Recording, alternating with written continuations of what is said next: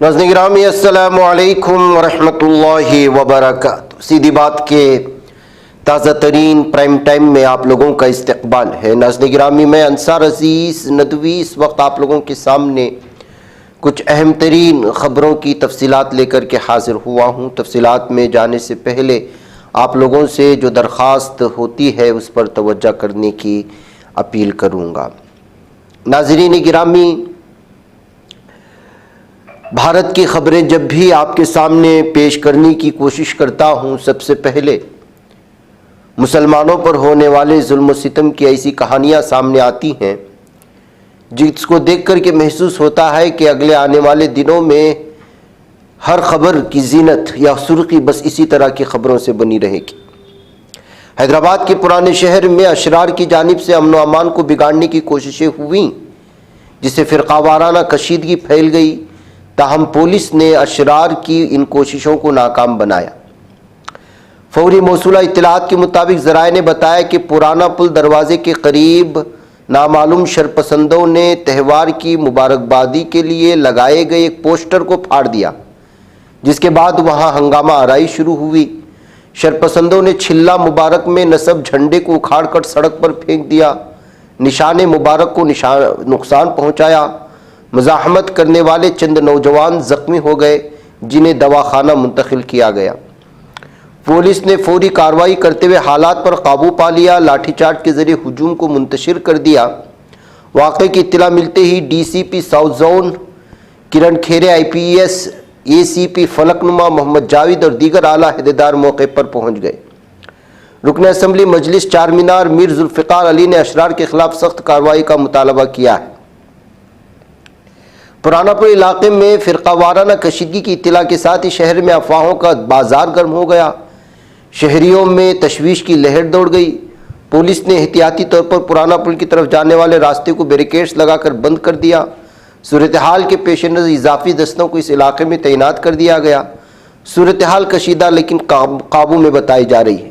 اس درمیان میں ایک اور ویڈیو بھی وائرل کی گئی کہ پرانا پل کے قریب موجود مزاروں کو شرپسند عناصر نے نقصان پہنچایا، اور وہاں پر الگ الگ اعتبار سے نعرے لگاتے ہوئے پوری طرح سے اس وقت صورتحال بگاڑنے کی کوشش کی گئی۔ یہ وہی تصویریں ہیں ناظرین گرامی جس چیز کو لے کر کے یہاں پر تناؤ بننے کی خبریں سامنے آئی تھی۔ تو اس طرح سے ناظرین گرامی اس وقت جس طرح کی صورتحال بنانے کی اور کشیدہ کرنے کی کوششیں ہو رہی ہیں، اور صورتحال جس طرح سے بگڑتی ہوئی جا رہی ہے، اور شہر حیدرآباد کو جس طرح سے برباد کرنے کی کوششیں ہو رہی ہیں، وہاں کے امن و امان کو جس طرح سے تباہ کرنے کی کوششیں ہو رہی ہیں، اس سے آپ اندازہ لگا سکتے ہیں کہ نارتھ کے بعد اب ساؤتھ کے علاقوں کو پوری طرح سے تباہ و برباد کرنے کی پوری طرح سے منصوبہ بند سازشیں رچی جا رہی ہیں۔ کرناٹک کا علاقہ بھی کچھ اسی طرح کے ہندوتوا ذہنیت کے حامل شرپسند عناصر کے زد میں ہے۔ کہیں ماب لنچنگ کی خبریں آتی ہیں، اور بالخصوص اس وقت جس طرح بلڈوزر کی کارروائی کے بعد مختصر الگ الگ طرح کی خبریں بھی سامنے آ رہی ہیں، تبصرے ہو رہے، اس کو بھی لے کر کے لوگ الگ الگ طرح سے اس وقت اپنے ذہن بنائے ہوئے ہیں۔ اب دیکھیے مہاراشٹر سے آنے والی یہ خبر کس قدر حیرت ناک، افسوسناک اور مسلم برادری کے لیے سوچنے کا موقع ہے کہ مہاراشٹر حج کمیٹی میں پہلی بار غیر مسلم سی ای او کی تقرری عمل میں آئی ہے۔ مسلمانوں میں شدید ناراضگی پائی جا رہی ہے۔ مہاراشٹر اسٹیٹ حج کمیٹی کی تاریخ میں پہلی مرتبہ ایک غیر مسلم افسر کو چیف ایگزیکٹو آفیسر مقرر کیا گیا۔ فری پریس جنرل کی رپورٹ کے مطابق انڈین ایڈمنسٹریٹو سروس کے افسر منوج جادھو نے کمیٹی کا چارج سنبھالا اور شیخ ابراہیم شیخ اسلم کی جگہ اس عہدے پر فائز ہوئے۔ حکومت سے تقرر کو محض ایک انتظامیہ فیصلہ قرار دے رہی ہے، تاہم مسلم سماج کے مختلف حلقوں میں اس پر سنجیدہ سوالات اور تحفظات سامنے آئے ہیں، خصوصاً حج 2026 کی تیاریوں کی تناظر میں۔ مہاراشٹر اسٹیٹ حج کمیٹی سعودی حکومت کی جانب سے ملنے والے حج کوٹے پر عمل درآمد کرتے ہوئے ہندوستانی عازمین کے لیے سالانہ حج سفر کا انتظام کرتی ہے۔ ہندوستان سے تقریباً 1,75,000 عازمین حج ہر سال فریضہ حج ادا کرتے ہیں، جن میں سے اکثریت حج کمیٹی کے ذریعے، جبکہ تقریباً 1/4 نجی حج آپریٹرز کے توسط سے سفر کرتی ہے۔ رہائش، ٹرانسپورٹ، طبی سہولتیں، انتظامی رہنمائی جیسے امور حج کمیٹی کی بنیادی ذمہ داریوں میں شامل ہے۔ منوج جادو کی تقریر کے بعد یہ سوال اٹھایا جا رہا ہے کہ آیا یہ غیر مسلم افسر حج سے خالص مذہبی فریضے سے جڑے معاملات، مناسک و عازمین کو درپیش باریک مسائل کو پوری طرح سمجھ پائے گا یا نہیں؟ جامع مسجد کے ٹرسٹی شعیب خطیب نے کہا کہ اگرچہ ایک تجربہ کار سرکاری افسر انتظامی امور میں مہارت رکھتا ہے، لیکن حج کے مذہبی پہلو اور اس کی نزاکتوں کو سمجھنا ایک الگ بات ہے۔ انہوں نے سوال اٹھایا کہ جب سعودی حکام غیر مسلموں کو مقدس مقامات کے مرکزی حصوں میں داخلے کی اجازت نہیں دیتے تو پھر ایسے افسر کو عازمین کے مسائل کا عملی ادراک کیسے ہو سکتا ہے؟ ناظرین گرامی، گورکھپور میں 50 سالہ پرانی درگاہ حضرت سید شہید عبدالغنی پر بھی بلڈوزر کی کارروائی کی گئی ہے۔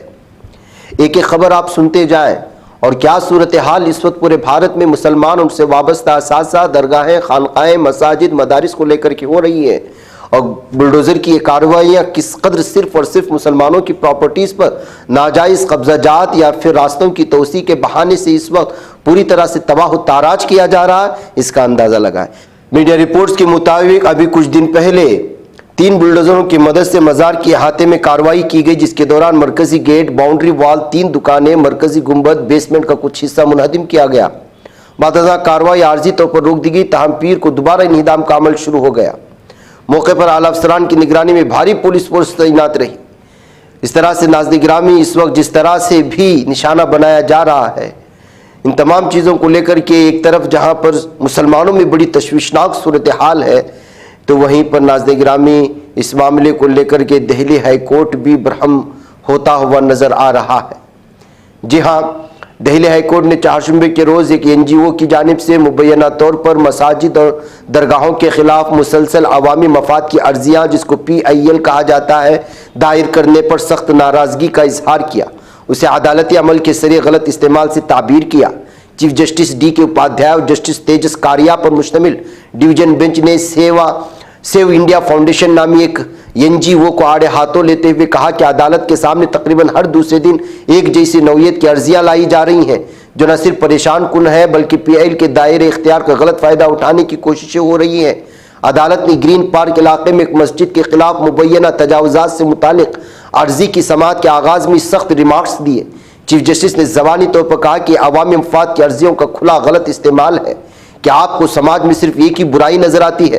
بینچ نے کہا کہ عدالت اس بات کو سمجھتی ہے کہ DDA، MCD، national task force یا پولیس جیسے اداروں کی جانب سے تاخیر ہو سکتی ہے، لیکن ایک ہی نوعیت کی عرضیاں بار بار دائر کرنا کسی طور جائز نہیں۔ چیف جسٹس نے کہا کہ انسانیت کی خدمت کے اور بھی کئی راستے ہیں، اور یہ کہ شخص یا ادارے کی جانب سے مسلسل ICPL دائر کرنے کے رجحان پر لگام لگانے کی ضرورت ہے۔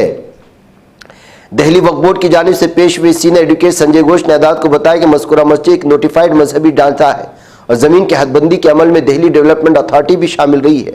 انہوں نے یہ بھی نشاندہی کی کہ مذکورہ NGO کی جانب سے بار بار ایک خاص طبقے کی مذہبی عبادتگاہوں کو نشانہ بنایا جا رہا ہے، جس سے اس کی نیت پر سوال اٹھتا ہے۔ تو عدالت نے بھی یہ نوٹ کیا NGO کی سے قبل بھی ایک اور بینچ کی جانب سے اسی نوعیت کی درخواستوں پر تنبیہ کی جا چکی ہے، جہاں اس کے طرز عمل کو مذہبی بنیادوں پر مبنی قرار دیا گیا تھا۔ فریقین کے دلائل سننے کے بعد عدالت نے معاملے کی مزید سماعت کے لیے 21 جنوری کی تاریخ مقرر کر دی ہے۔ تو ناظرین گرامی، پورے منصوبہ بند سازش کے تحت اس وقت وقف بورڈ کی پراپرٹیز، مسجد، خانقاہوں کی زمین کے خلاف عرضی دائر کرنے کا سلسلہ NGO کے نام پر ہندوتوا ذہنیت کے حامل انتشار پھیلانے والے لوگوں کا اس وقت معمول بن چکا ہے۔ آئیے ناظرین گرامی، اب ایران اور امریکہ کے درمیان میں جو صورتحال ہے، اپڈیٹ ہے، اس پر نظر کر لیتے ہیں۔ ایران میں جاری ملک گیر مظاہروں کے درمیان امریکی صدر ڈونلڈ ٹرمپ کی دھمکی نے مشرق وسطیٰ میں جنگ کا خدشہ جہاں بڑھا دیا ہے۔ ٹرمپ کئی بار ایران کے خلاف فوجی کارروائی کی دھمکی دے چکے ہیں، جبکہ تہران نے امریکہ کی حمایت کرنے والے پڑوسی ممالک کو خبردار کیا ہے کہ اگر واشنگٹن نے حملہ کیا تو مشرق وسطیٰ میں امریکی اڈوں پر حملہ کر دے گا۔ در اثنا ہندوستان میں ایرانی سفارت خانے نے کہا کہ امریکہ ٹیرف اور دیگر معاملات پر قوانین کی مسلسل خلاف ورزی کر رہا ہے۔ ایرانی سفارت خانے نے ایکس پر پوسٹ کیا کہ امریکہ کی مسلسل خلاف ورزیوں کے خلاف ممالک کی خاموشی خطرے کو کم نہیں کرتی بلکہ اس میں اضافہ کرتی ہے، اور امریکہ نے جس طرح سے اس وقت گنڈا گردی کر رہا ہے، ایسا لگتا ہے کہ ہر ایک کی باری آئے گی۔ جی ہاں ناظرین گرامی، جس طرح سے اس پر ایک ملک کے بعد دوسرے ملک کو دھمکیاں دیتا ہوا جا رہا ہے، اس سے کس قدر جنونی ہے امریکہ اور جنگ کا، اس کی بات سامنے واضح طور پر آتی ہے۔ اس درمیان ایران اور امریکہ کے تمام سفارتی رابطے بھی منقطع کر دیے گئے ہیں۔ حملوں کا خدشہ بڑھ چکا ہے۔ تہران نے فضائی حدود بند کر دی ہیں۔ سارے کی سارے نیٹ ورکس اس وقت بند ہو چکے ہیں۔ کب کیا ہو جائے کچھ پتہ نہیں ہے، لیکن اس دوران جو ہے محسوس یہی ہوتا ہے کہ جو ہے جس طرح سے اس وقت سوشل میڈیا میں ایران کے پیجز اور اس سے وابستہ یا دفاعی سسٹم سے پیجز الگ الگ ہتھیاروں کی نمائش کرتے ہوئے ہم تیار ہیں کہ نعرے بھی لگائے جا رہے ہیں اور تبصرے بھی کیے جا رہے ہیں۔ اس طرح سے ناظرین گرامی الزام بھی لگ رہا ہے کہ ہزاروں لوگوں کی اموات ہو چکی ہے اور بہت سارے لوگوں کو دفنایا جا رہا ہے، اجتماعی خبریں بنائی جا رہی، سب انٹرنیشنل میڈیا میں جو ہے ایران کو بدنام کرنے کی الگ الگ طرح کے طرز کو استعمال کیا جا رہا ہے۔ جیسا کہ یہ بھی کہا گیا کہ جو ہے ایران کی کرنسی اس وقت اس قدر گری ہوئی ہے کہ جو ہے ڈالر کے مقابلے میں 0.0 تک پہنچ گئی ہے، 0.0 اس کی جو ہے یہ ہو چکی ہے۔ بہرکیف ظاہر سی بات ہے کہ آپ جو ایک ملک پر لگاتار ہر طرف سے پابندیاں لگا دیں، ہر 6 مہینے میں جس کو پر جنگ تھوپتے رہے، اس ملک کی کرنسی کس طرح سے آگے بڑھ سکتی ہے؟